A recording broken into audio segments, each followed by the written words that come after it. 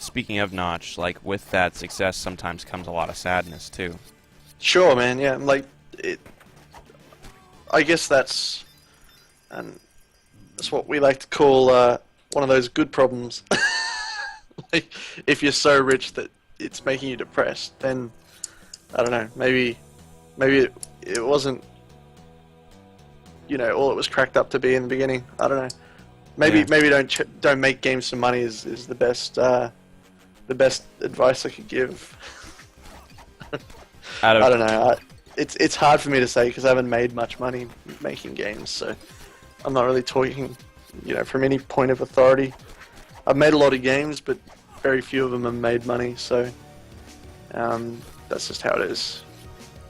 yeah, out of everything that I've defended in a game, the most worthy has been this hoedown. There's a few more later on in Act 2, I think.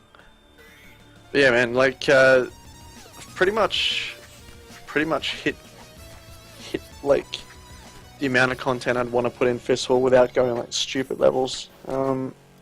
Could spend another year on this game easy. Like just put more. The story mode's quite short, it's 3 acts, so like I really wanted to get that to 5 acts, but yeah, just time and polish just had more importance than like sort of length of the story mode, especially since it's random content. I thought it'll be okay. Like I think people will still pick at it like, oh, it's kind of short, and that's okay, I guess. But yeah, we'll see. We'll see how it pans out. Yeah, definitely. So, any final closing words? Anything you'd like to say in closing? Nothing like majorly important, unless you have like, a question or something I can answer. Anybody? LSD Booze, you heard it here first, folks. There you go. People in the chat had some recommendations.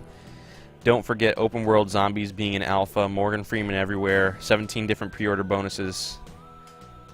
Well, I think being in alpha, like, if anything, there's some good and bad that's come from that. Like, and I'm a part of that. Like, no doubt. Like, having like basically a failed early access project. Well, it's not really failed. It's just starting again. I guess you could consider it, partial failure, or failure to launch version 1 or whatever. I think it shows you, because a lot of the people making Greenlight and EA games, sorry, not EA, like early access games, they're somewhere between amateur and professional. Like they're either people that left a professional studio or they're breaking out to try and make games for the first time. It just shows you like, not everything succeeds. It's like there's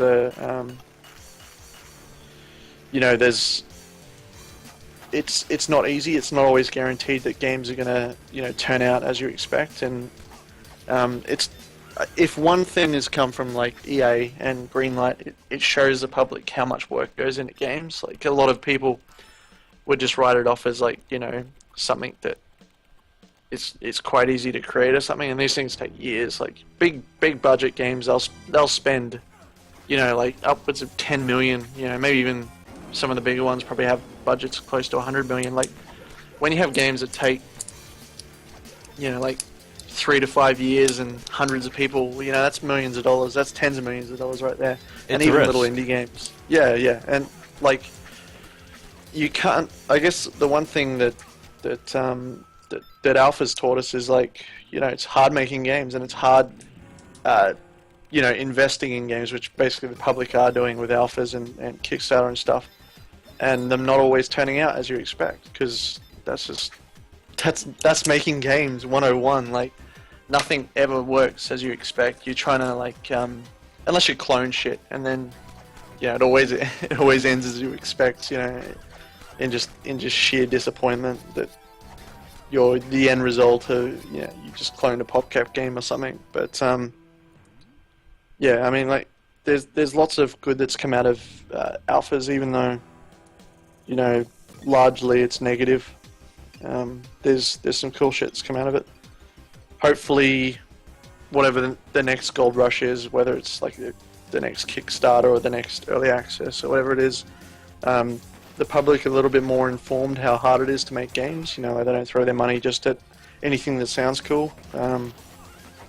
And yeah, look out for people that actually sort of try and do their best to finish projects. And I know I'm sort of in like half and half there. Like I'm in, you know, like on one hand I've got a finished project here, but on the other hand I've got like an early access project that's still like in limbo, not technically in limbo, but you know, not finished yet. So yeah, I mean it's a weird time in my life right now as far as work, and to put more on top of that, I might have to get a job. So who knows? I mean, my future's pretty uncertain. But I'm just a small like one-man indie dev. Like there's there's hundreds, maybe even thousands. Yeah, it's definitely thousands of us. Yeah. So, yeah. I guess the concluding point is game development is hard. Yeah, it's and buy fucking Fistful hard, of Gun man. when it comes out.